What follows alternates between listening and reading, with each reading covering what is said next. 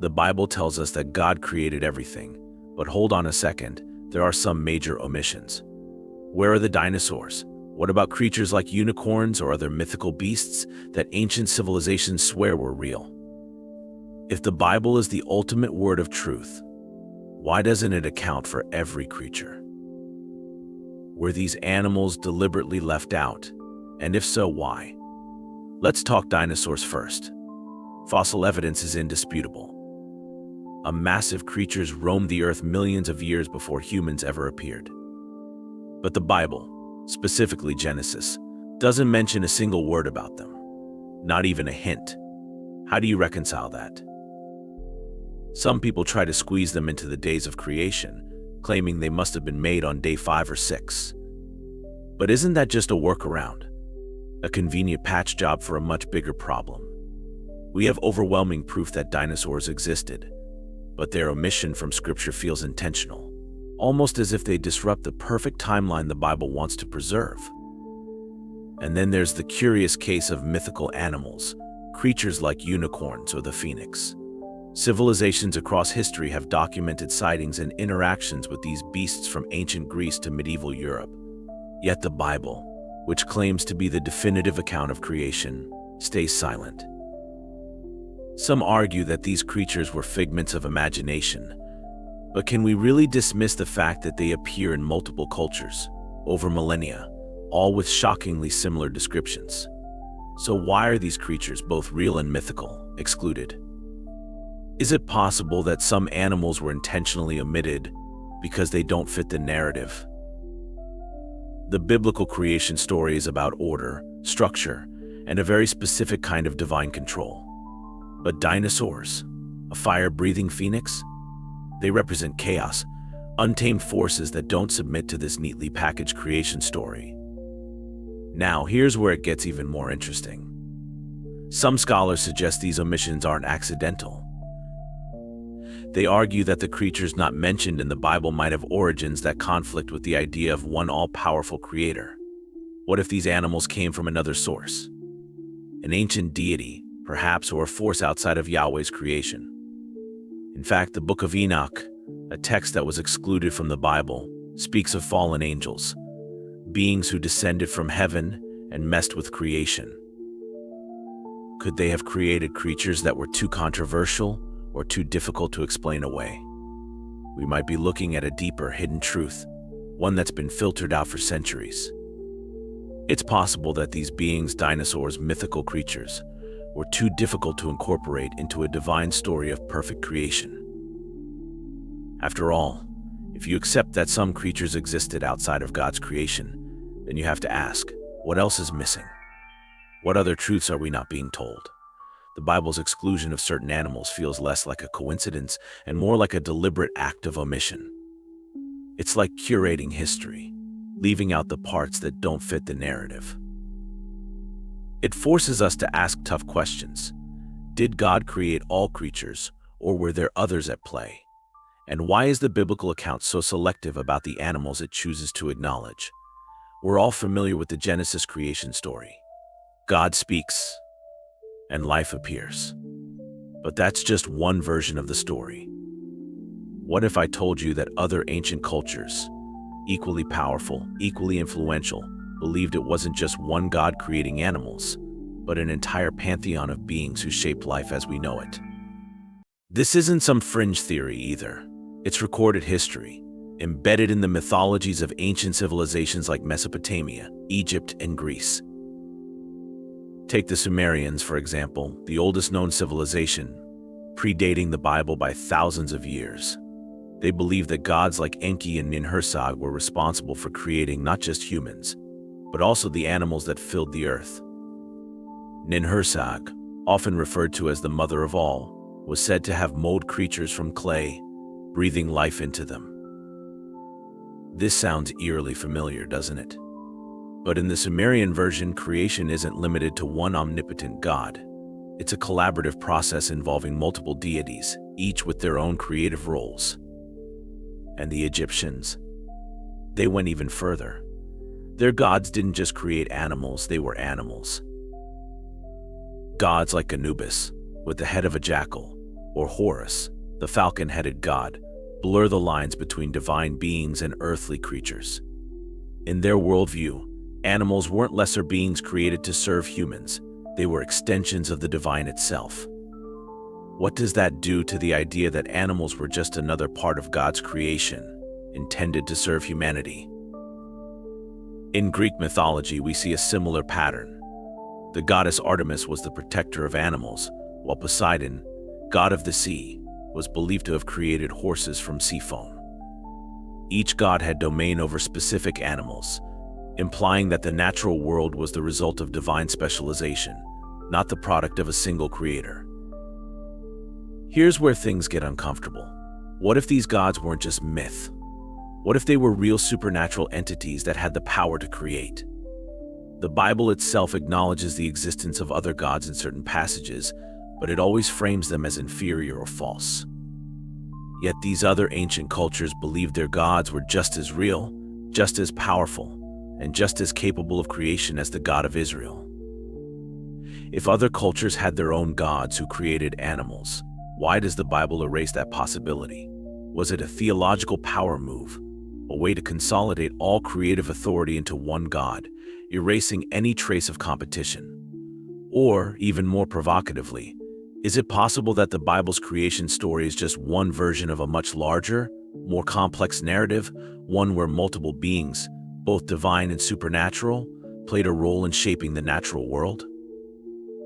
The Bible presents us with a singular, orderly creation story, but these are the myths. They're chaotic, they're messy, and they suggest that creation wasn't a neat, one-time event, but an ongoing, multifaceted process involving gods that might have had their own agendas. Animals in these stories aren't afterthoughts or servants. They're deliberate, purposeful creations, sometimes even sacred beings. What's really fascinating is how these stories challenge the very core of monotheism. If you start accepting that other gods were involved in creation, it upends the entire structure of biblical authority. It makes you question, did Yahweh really create all animals? Or were some of them the product of rival gods, forgotten or erased over time?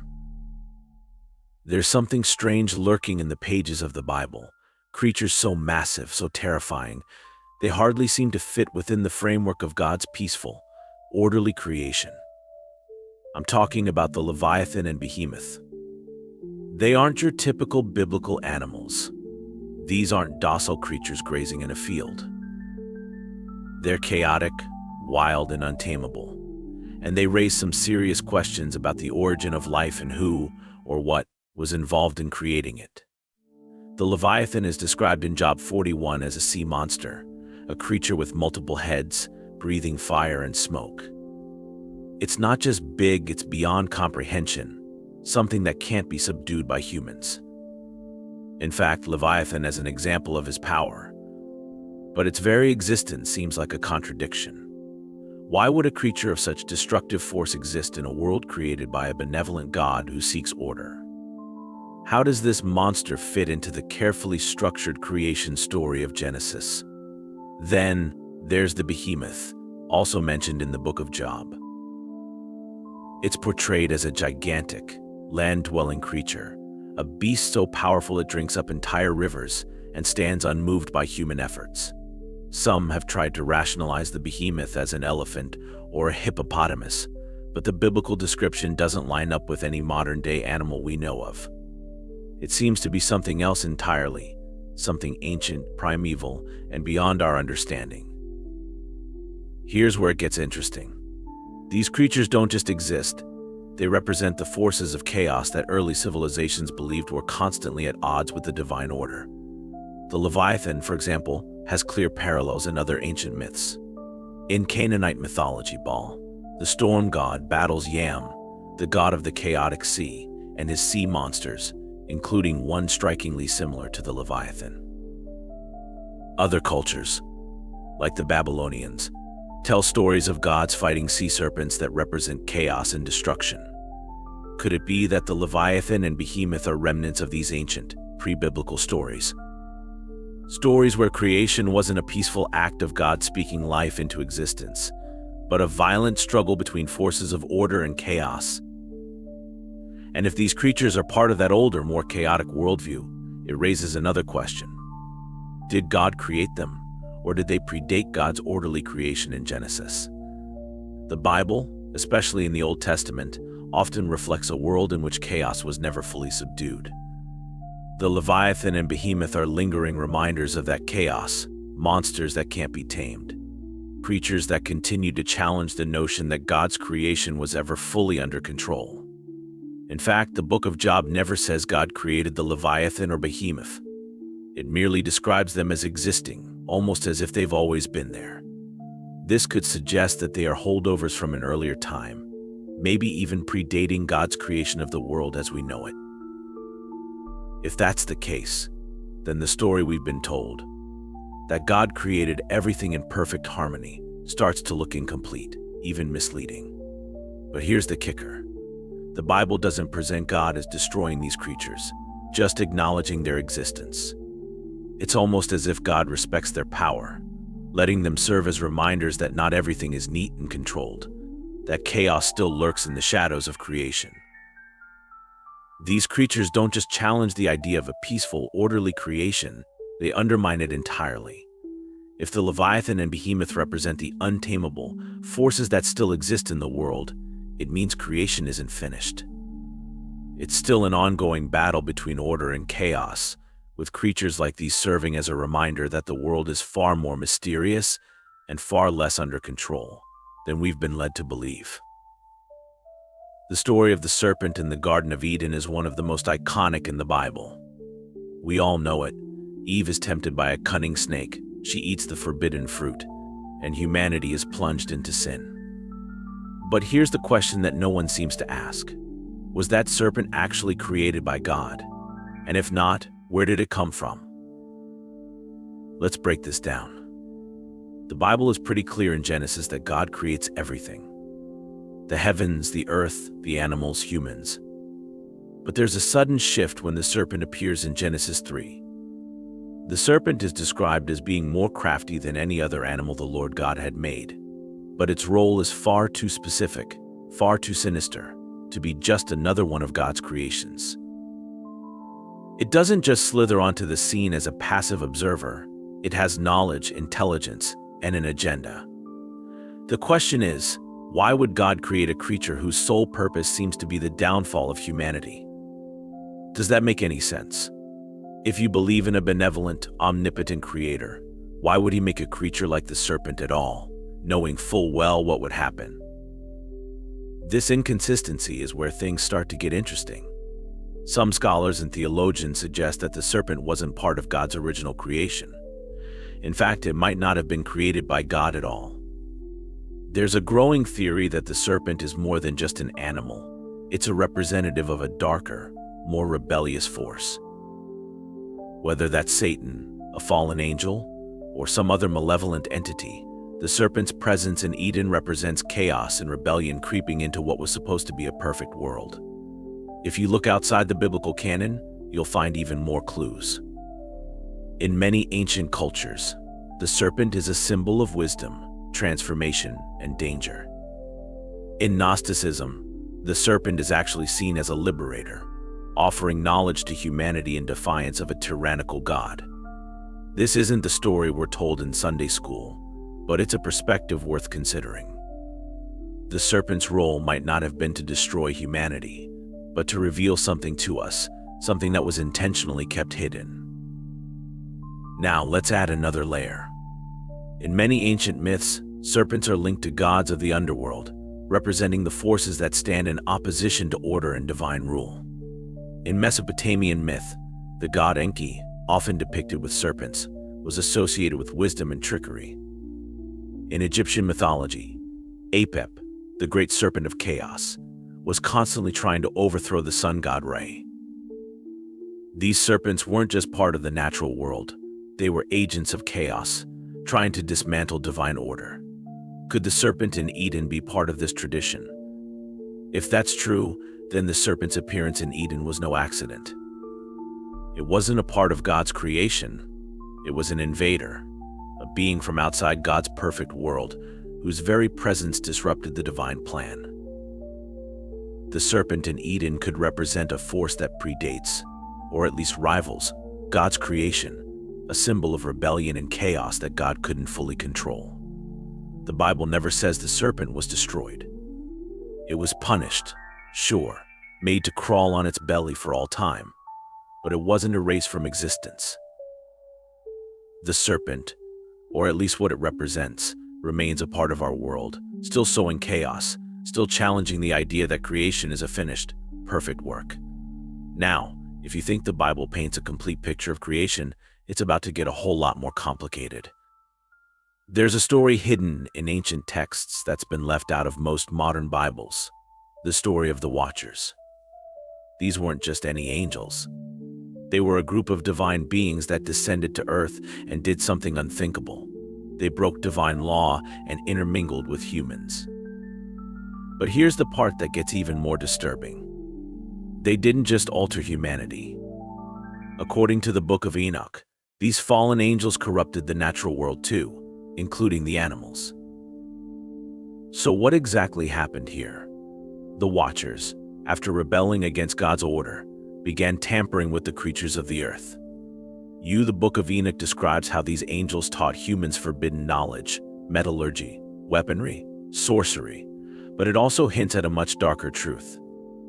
They began manipulating animals, creating strange and unnatural hybrids that were never part of God's plan. This wasn't just about teaching humans. This was about reshaping the very fabric of creation, bending it into something chaotic, something that reflected their rebellion. The idea that not all animals were part of God's original creation opens a door to an entirely different understanding of the world around us. What if some of the creatures that roamed the ancient world, or even today, aren't part of God's blueprint? What if they were the result of the Watchers' forbidden experiments, hybrid creatures that were never meant to exist in the first place? In the Book of Enoch, it's hinted that these unnatural beings, the offspring of the Watchers' interference, were so grotesque, so dangerous, that God had to intervene and destroy them with the Great Flood. And yet, even after the flood, remnants of these corrupted beings may have survived. If the Watchers had the power to manipulate animals, who's to say that their influence didn't persist? Are there creatures in our world today, perhaps ones that don't seem to fit within the natural order that trace their origins back to this ancient interference? This story flips the entire narrative of creation on its head. It introduces the idea that the natural world isn't entirely natural. Instead, it suggests that some animals, those not mentioned in the Bible, might be the product of a dark, rebellious force that tried to reshape creation for its own purposes. And if that's true, then we're living in a world where the line between divine creation and corruption is a lot blurrier than we've been led to believe. It's no wonder this story was left out of the official biblical canon. The Watchers represent a direct challenge to the idea of a perfectly ordered, divinely controlled creation. They represent chaos, rebellion, and a perversion of the natural world. But the question remains, how much of their influence lingers? Are there creatures we see today that were never part of God's original design?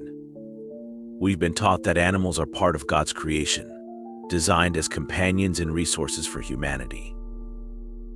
But what if some animals didn't come from God at all? What if ancient beings, the Anunnaki, were responsible for genetically engineering creatures that walked the earth, perhaps even long before humans ever arrived?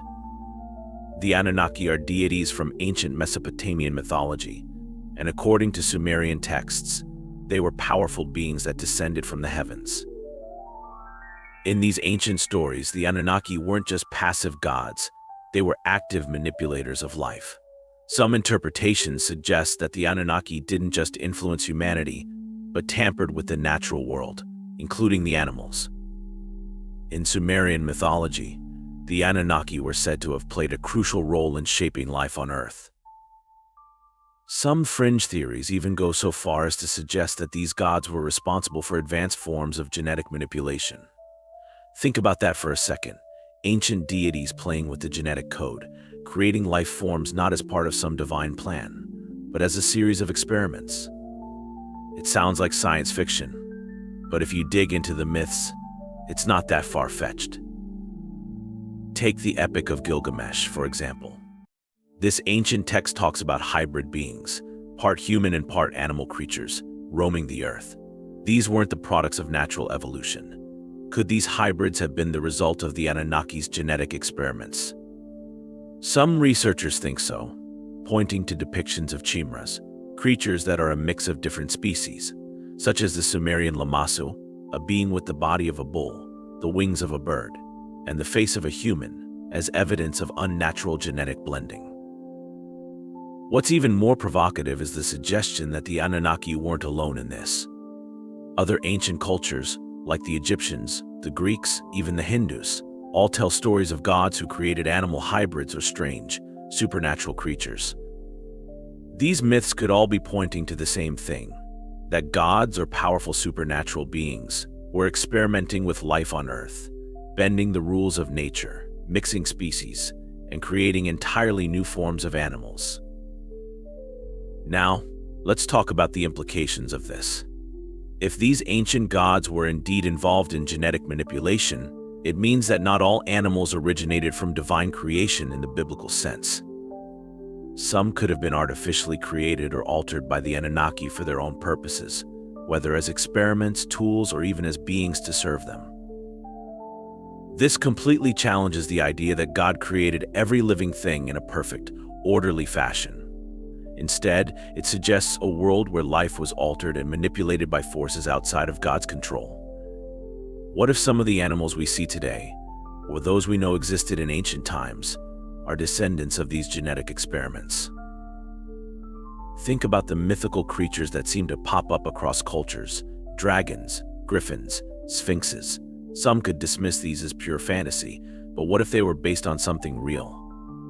What if these beings were the remnants of the Anunnaki's genetic meddling, leaving traces of their presence in the myths and stories passed down over thousands of years? If that's the case, then the natural world isn't as unnatural as we've been led to believe. It's a complex, manipulated system, where divine creation and genetic engineering intersect. The Anunnaki could have played a key role in shaping the animal kingdom, possibly even creating creatures that weren't meant to exist according to the laws of nature as we understand them. And if they did, what else is lurking in our history that challenges the biblical story of creation?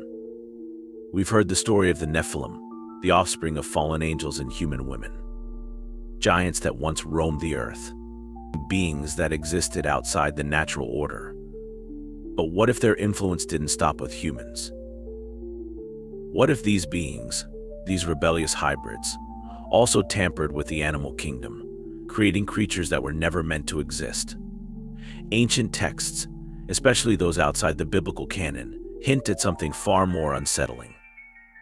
In the Book of Jubilees and other non-canonical works, there are references to the Nephilim corrupting the animals of the earth.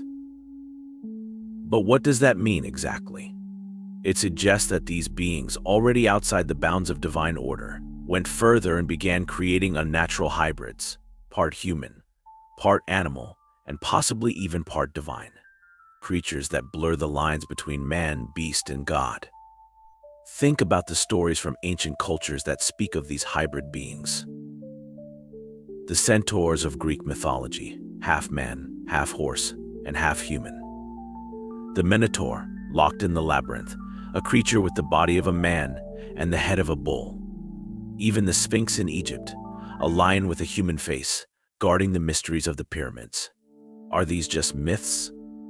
Or are they echoes of a time when beings like the Nephilim created unnatural creatures, hybridizing man and animal in ways that were never intended? If the Nephilim were capable of corrupting animals, it would explain the many strange and terrifying creatures that pop up in ancient stories. Beings that didn't fit the mold of God's creation, creatures that were powerful, intelligent, and monstrous. It opens the door to the possibility that the animal kingdom wasn't just tampered with by rebellious angels, but fundamentally changed. These hybrids could be remnants of a darker era, an era where creation was not under the sole control of the divine, but influenced by rebellious forces. Many ancient civilizations didn't just tell stories about these hybrids, they worshipped them. The gods and creatures they revered often had animal forms or hybrid features, half man, half animal beings that were seen as divine. Were these civilizations unknowingly paying tribute to the creations of the Nephilim, beings that were never part of the divine plan? The Nephilim were said to have been wiped out by the Great Flood, but their legacy seems to have lived on. If their influence reached into the animal kingdom, it's possible that some of these creatures survived, perhaps not in their original form, but in the myths and legends passed down through generations. The hybrids of ancient law may have been real, living beings at one point, corrupted creatures that the biblical narrative tries to erase or downplay. This forces us to reconsider everything we've been told about creation. The animals we see in the Bible are presented as pure, part of a perfect world created by God. But the existence of hybrid creatures suggests that not everything in the animal kingdom was as it seemed. Some creatures may have been the product of dark, rebellious forces, beings that tampered with creation in ways that we can barely understand. And now, after everything we've discussed in this video, it's clear that the creation story we've been told is far from complete. From animals potentially being left out of the Bible, to ancient gods and angels tampering with creation, it's a far more complex, chaotic narrative than we ever realized. The animals we see today might not all have come from a single divine source. Their origins could be a mix of divine creation, supernatural manipulation, and even rebellion. Thank you for watching this deep dive into the untold stories of creation. If you found this content thought-provoking, make sure to like, leave a comment with your thoughts, and hit subscribe to stay updated on future videos. Your engagement means the world, and it keeps this conversation going. God bless you all, and until next time.